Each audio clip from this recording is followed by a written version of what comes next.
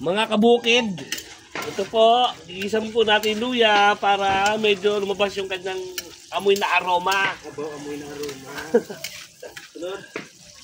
Medyo susunod-sunodin po natin ng konti para maganda po tingnan. Susunod po natin yung bawang. Gisa-gisahin po natin yung bawang hanggang sa magkulay brown.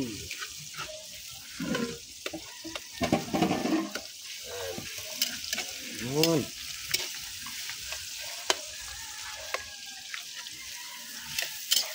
Tapos yung manok yun. Mamaya na po yung manok. Pagtapos po nagisa lahat to, saka ilagay yung manok. Mamaya na yun. Kilala ka, sabihin mo ako ba doy?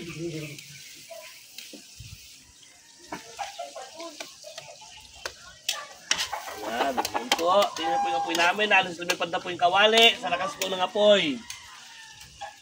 Mga kanayon.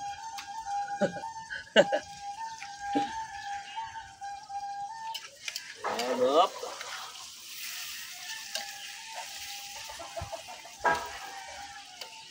So, yan.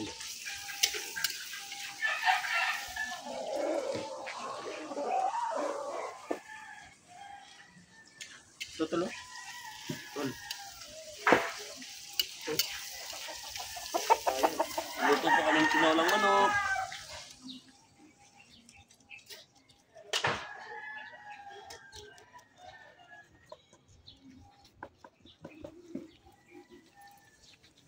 Tinolang manok po, lulutuin namin. Gisa-gisa muna.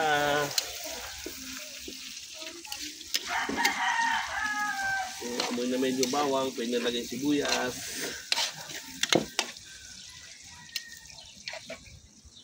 Masarap po magluto sa apoy na kahoy.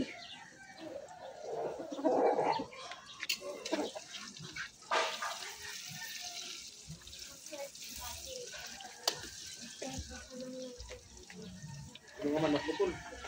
Yung manok mo. Hindi mo naman yun. Yung manok mo video yun. Kaya po, exam po ng manok mo, boss. Martis. Exam na naman, eh.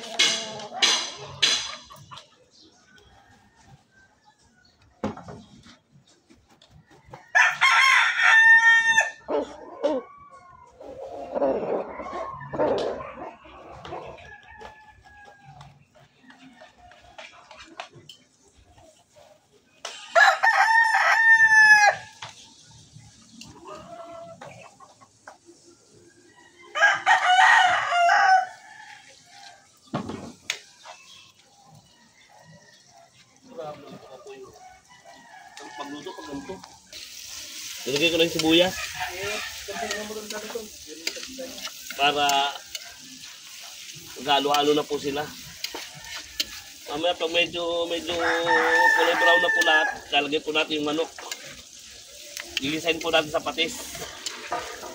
Yan po ang lutong tinulak.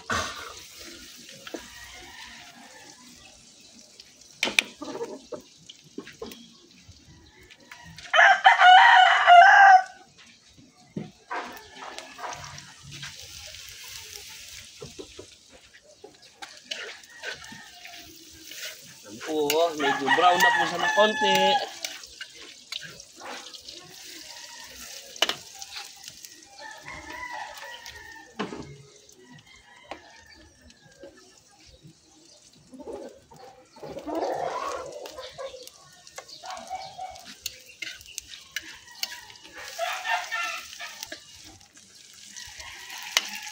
So, baby, lalagay na po natin yung manok natin.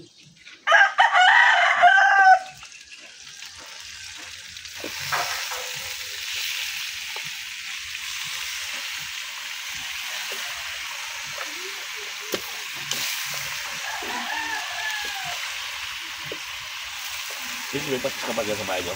Meron. Huwag patis ha. Okay. Kulit patis natin eh.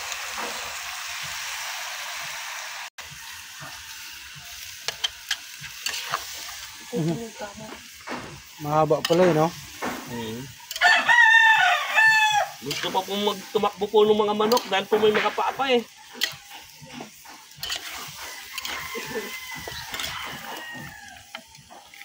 Halo-haloin po namin yung paa, halos lumalabas.